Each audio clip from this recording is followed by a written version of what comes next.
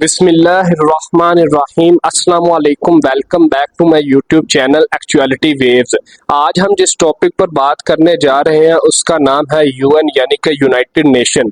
इंशाल्लाह मैं अपनी पूरी कोशिश करूंगा कि इस टॉपिक को बहुत ही आसान तरीके से आपको समझाऊं और जितने भी आपके डाउट्स हैं उनको क्लियर करने की कोशिश करूंगा। इसमें सबसे पहले हम इसकी आउटलाइन को देखते हैं, जिसमें हम सबसे पहले इंट्रोडक्शन पर बात करेंगे, उसके बाद हिस्टोरिकल बैकग्राउंड को देखेंगे कि ये ऑर्गेनाइजेशन क्यों, कब और कैसे बनी।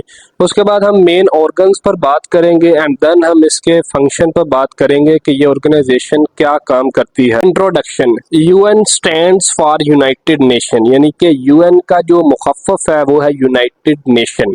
The name United nation coined bye, सबसे पहले जिस शख्स ने यूनाइटेड नेशन का नाम इजाद किया था वो यूएस के प्रेसिडेंट थे जिनका नाम था फ्रैंकलिन डी रोजवेल्ट। ये सेकेंड वर्ल्ड वार के दौरान यूएस के प्रेसिडेंट थे, उन्होंने सबसे पहले इस यूनाइटेड नेशन का नाम इजाद किया। First use in the declaration. Declaration mean जब एक तरह से एक मीटिंग के दौरान प्लान किया जा रहा था कि इस तरह की एक ऑर्गेनाइजेशन बनाई जाएगी जो ये काम करेगी, उस प्लान के दौरान सबसे पहले यूनाइटेड नेशन का नाम इस्तेमाल हुआ था।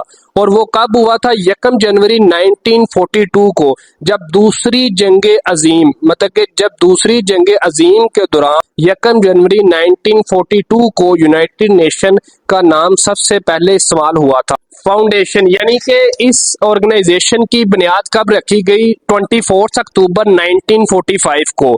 और इसका हेडक्वार्टर कहाँ है? न्यूयॉर्क में। ये आपसे एमसीक्यूज की शक्ल में भी पूछा जा सकता है कि यूनाइटेड नेशन कब बनी और इसका हेडक्वार्टर कहाँ है।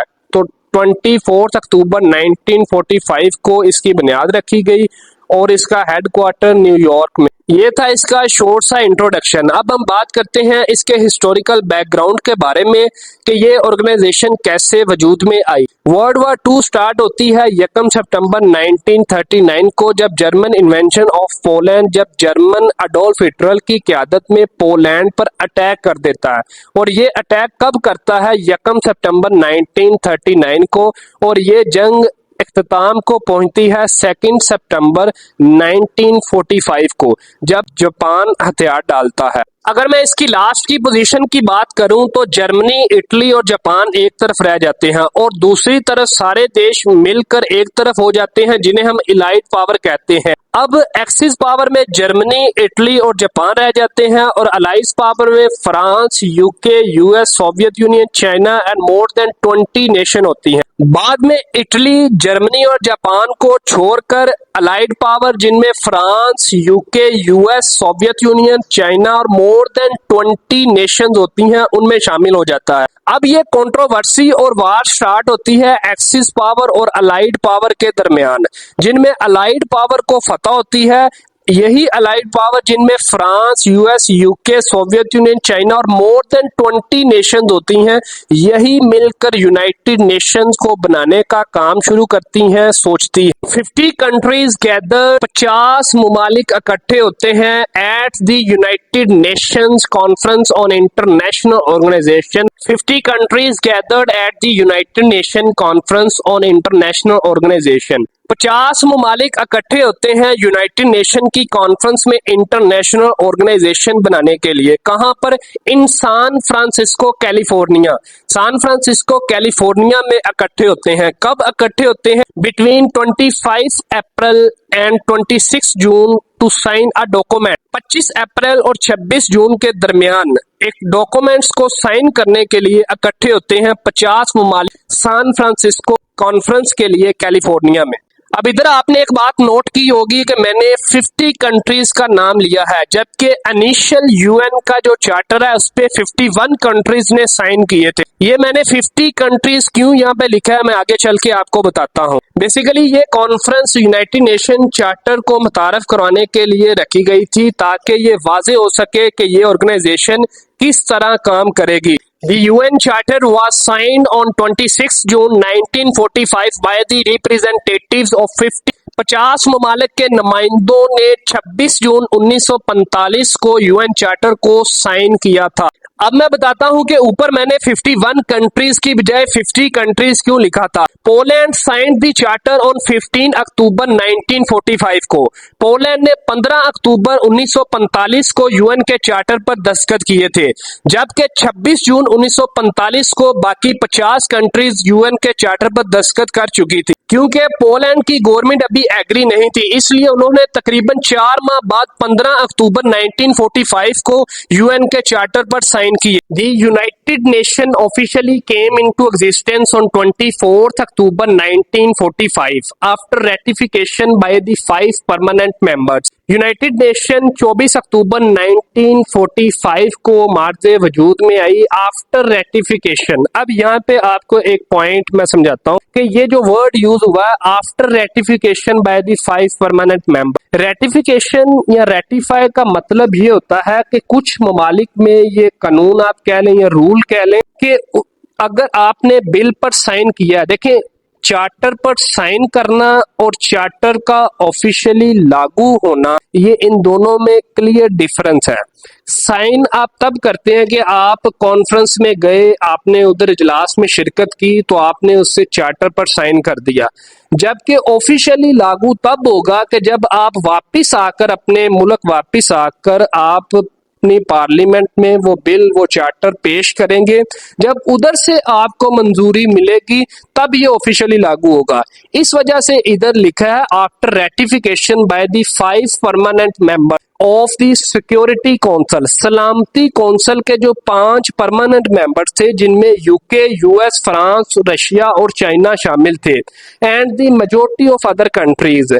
दूसरे ममालिक और 5 सलामती कौंसल के परमानेंट ममालिक ने जब ये रेटिफाई किया, रेटिफिकेशन दी, मतलब कि उन्होंने मुकम्मल मंजूरी दी, तब 24 अक्टूबर 1945 को यूनाइटेड नेशन की ऑर्गेनाइजेशन मादे वजूद में आई। The forerunner of UN was the League of Nation. Forerunner का मतलब यानी जब यूनाइटेड नेशन का क़याम अमल में नहीं आया था, तब उससे पहले भी एक ऑर्गेनाइजेशन थी जिसको लीग ऑफ नेशन कहा जाता था। जैसे अब यूनाइटेड नेशन के जो काम है, जो वो फंक्शन जो वो करती है, उससे बनने से पहले लीग ऑफ नेशन वो सारे काम सरअंजाम देती थी। अब वो लीग ऑफ नेशन कैसे बनी, क्यों बनी और वो कब बनी और उसका क्या काम था, वो एक अलहदा मैं separate video league of nation पे बनाऊंगा ताकि आपके उसके भी सारे डाउट्स और कंसेप्ट क्लियर हो जाएं। देन हम मूव करते हैं मेन ऑर्गन्स या principal organs of United Nations के क्या है। यूनाइटेड नेशन के जो प्रिंसिपल ऑर्गन्स हैं वो टोटल 6 हैं, जिनमें security council, general assembly, economic and social council, international court of justice, trusteeship council और यूएन सेक्रेटेरिएट। ये मेन ऑर्गन्स या मेन प्रिंसिपल ऑर्गन्स हैं जो कि 6 हैं यूनाइटेड नेशंस के। इन सब के अपने अलग-अलग काम है जो कि मैं इन पर भी एक सेपरेट वीडियो बनाऊंगा, एक लीग ऑफ नेशंस पर और एक यूनाइटेड नेशंस के प्रिंसिपल ऑर्गन्स पर आपको जल्द ही सेपरेट वीडियोस मिल जाएंगी ताकि इनके रिलेटेड आपके जो भी डाउट्स हैं वो क्लियर हो जाए। अब हम बात करते हैं यूनाइटेड नेशंस के फंक्शन के बारे में कि इसके काम क्या क्या है।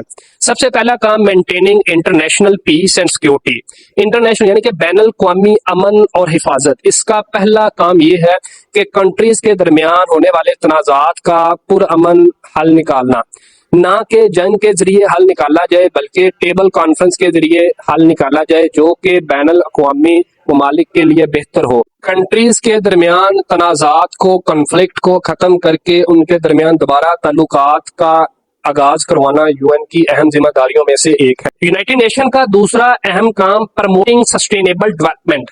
प्रमोटिंग सस्टेनेबल डेवलपमेंट का मतलब यह है कि 2030 से पहले यूनाइटेड नेशन ने 17 ऐसे गोल मुतारफ करवाए हैं जो कि यूनाइटेड नेशंस का अहम है इसको गाइडलाइन को हर कंट्रीज में मुतारफ करवाना और हम इस गाइडलाइन पर कैसे अमल कर सकते हैं इस पर बहस करना। इनमें पॉवर्टी है, मतलब कि गुर्बत का खात्मा करना, क्लीन है, मतलब कि क्लीनिंग, सफाई सुथराई का खास ख्याल रखना, इन्वायरमेंट को प्रोटेक्ट करना, उसकी हिफाजत करना और बीमारियों से बचने के लिए हमें तदाबीर करना, तो ये यूएन के अहम जिम्मेदारियों में से एक है और ये गाइडलाइन प्रोवाइड करती है कंट्रीज को कि कैसे वो इन चीजों में बेहतर हो सकते हैं और कैसे अपने मुल्क को बेहतर कर सकते हैं। यूनाइटेड नेशन की तीसरी अहम जिम्मेदारी ये है कि प्रोटेक्टिंग ह्यूमन राइट्स, यानी कि इंसानी हकूक का तहफ़्फ़ुज़ करना, जिनमें फ्रीडम ऑफ स्पीच आ जाता है, फ्रीडम ऑफ प्रेस आ जाता है, फ्रीडम ऑफ वोट आ जाता है, फ्रीडम यानी कि आज़ादी, फ्रीडम ऑफ रिलीजन आ जाता है। और इन सब अनासर के अगेंस्ट एक सख्त कानूनी कार्रवाई मार्ज़ वजूद में लाना जो इंसानों को उनका हक नहीं देते और इंसानी हकूक की राह में रुकावट बनते हैं, उनके खिलाफ कानूनी कार्रवाई करना और मुख्तलिफ स्ट्रेटजीज पेश करना कि कैसे हम इसको बेहतर कर सकते हैं, ये यूनाइटेड नेशन का काम है। यूनाइटेड नेशन का चौथा अहम काम डिलीवरिंग ह्यूमैनिटेरियन एड है। इसमें ये होता है कि नेचुरल डिजास्टर यानी कि सैलाब वगैरह, जलजला वगैरह जब ये आते हैं तो उनमें यूनाइटेड नेशन हमारी मदद करती है, जिस तरह पानी पहुंचाना, खुराक पहुंचाना, लिबास पहुंचाना, इन तरह के जो काम होते हैं ये यूनाइटेड नेशन की अहम जिम्मेदारियों में से एक है। पांचवी अहम जिम्मेदारी यूनाइटेड नेशंस की ये है अपहोल्डिंग इंटरनेशनल लॉ, यानी United nation creates many rules and regulations between countries. United nation countries ममालिक के दरमियान रूल एंड रेगुलेशन क्रिएट करती है जिसकी बिना पर उनके रिलेशंस एक फेयर और जस्ट रिलेशंस के तौर पर चलते हैं और एक दूसरे के साथ तनाज़ात की सूरत में इंटरनेशनल जस्टिस ऑफ कोर्ट जो कि यूएन का ही पार्ट है वो उन डिस्प्यूट्स को सेटल करने की कोशिश करता है और मामलात का हल एक पुरअमन तरीके से निकालने की कोशिश करता है। तो ये यूएन की जिम्मेदारियों में से एक अहम जिम्मेदारी है। यूएन का छठा अहम काम promoting social and economic development. इसका मतलब यह है कि यूनाइटेड नेशन उन कंट्रीज की मदद करती है जिनकी इकोनॉमी बहुत डाउन है और जहां डेवलपिंग बहुत कम है। यूनाइटेड नेशन बहुत सी स्ट्रेटजीज और प्लान को मद्देनजर रखकर थ्रू डिफरेंट एजेंसीज की हेल्प लेते हुए उन कंट्रीज की इकोनॉमी को बेहतर बनाने की कोशिश करती है और उनकी डेवलपमेंट में मदद करती है ताकि वो अपने मुल्क की तरक्की कर सकें और अपने अवाम को एक अच्छा प्लेटफॉर्म दे सकें जहां वो खुशहाल ज़िंदगी बसर कर सकें। फॉर एग्जांपल उनकी हॉस्पिटल्स उनकी हेल्थ केयर के बारे में सोचती है और एजुकेशन के प्लेटफॉर्म को बेहतर करने के लिए उनकी मदद करती है, उनके ममालिक की यंग जनरेशन को जॉब्स देने के लिए उनकी मदद करती है। आपको ये इन्फॉर्मेशन कैसी लगी हमें कमेंट सेक्शन में ज़रूर बताएं और साथ ही साथ हमारे चैनल एक्चुअलिटी वेव्स को सब्सक्राइब करें, बेल आइकन को क्लिक करें और जितना हो सके शेयर करने की कोशिश करें।